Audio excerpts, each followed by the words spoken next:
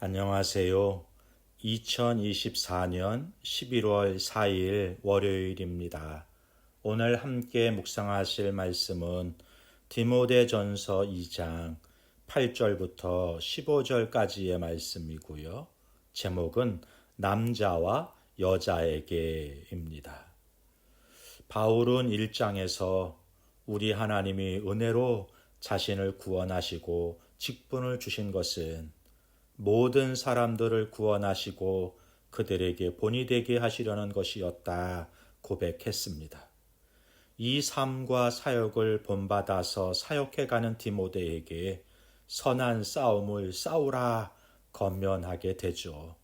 그러면서 이 장이 그러므로 이렇게 시작이 되는 것입니다.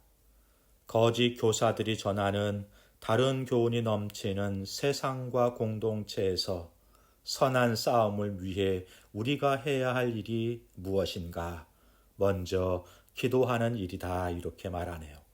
나만 위해서가 아니라 온 우주적인 사역을 위해서 기도해야 하는 것입니다.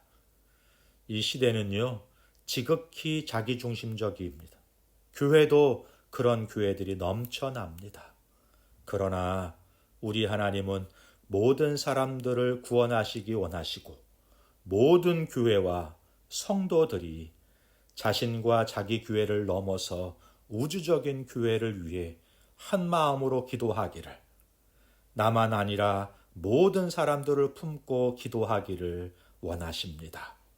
자기 뜻을 이루기 위해서가 아니라 하나님의 뜻이 이루어지기를 위해 기도해야 하는 것이죠. 오늘 본문에서도 기도하라고 권면합니다. 특히 남자들이 기도하라고 권면하네요. 8절입니다.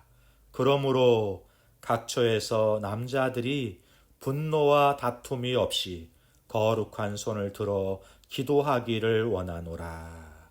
쉬운 성경은요, 나는 남자들이 모일 때에 화를 내거나 다투지 않고 손을 들어 경건하게 기도하기를 바랍니다. 이렇게 번역했고요. 새번역 성경은 그러므로 나는 남자들이 화를 내거나 말다툼을 하는 일이 없이 모든 곳에서 거룩한 손을 들어 기도하기를 바랍니다. 이렇게 번역했네요. 거짓 교사들이 전한 잘못된 교훈을 따라 살면서 남자들이요, 큰 소리 치지만 말고 기도하라는 거예요. 기도는 여성들의 전유물이 아닙니다. 공동체에서 다툼과 분노 없이 살아가는 방법은 거룩한 손을 들어서 기도하는 것입니다. 거룩한 손이란 경건된 삶을 살아가며 올려드리는 기도인 거죠. 세상을 산다는 것이 얼마나 치열하고 복잡한지 압니다. 그러나 그런 가운데 살지만 경건을 잃어버리면 안 되겠습니다.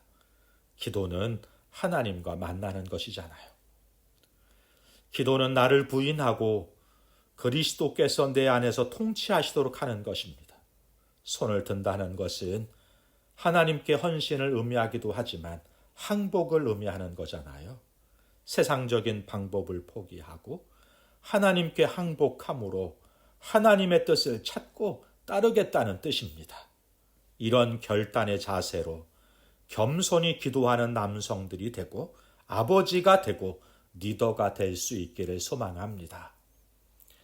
9절부터는 여성 성도들에게 주는 권면입니다. 그런데요, 여성도들에게 권면하는데 그 시작이 이와 같이입니다.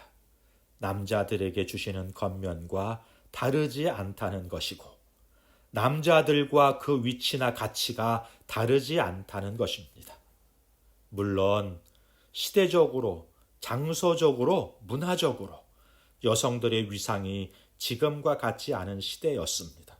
그래서 오늘 본문은요, 문자적으로 이 시대에 적용하기는 어려운 거예요.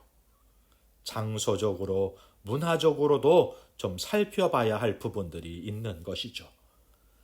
당시 에베소는 아데미 여신을 섬기는 도시였습니다.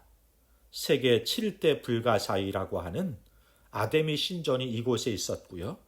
아데미 신전에서 주도적인 역할을 했던 것이 여성들, 여사제들이었거든요. 그들은 치장을 요란스럽게 했고 목소리도 높았습니다. 소란스러웠다는 거예요. 그래서 에베소 교회 안에서 여성들이 이런 모습을 하고 있다면 오해를 사기 좋은 상황이었던 것이죠. 거기다가 거짓 교사들이 교회 안에 들어와서 세상적인 것들로 여성들을 물들이고 있는 거예요. 그래서 바울은 여성들에게 권면하기를 요란스럽게 치장하지 말고 단정하게 옷을 입고 소박함과 정절로서 선행을 행하라 권면합니다.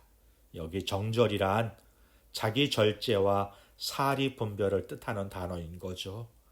세상을 닮은 외면보다는 그리스도를 닮아가는 내면의 아름다움을 키우라 이렇게 권면하는 것입니다.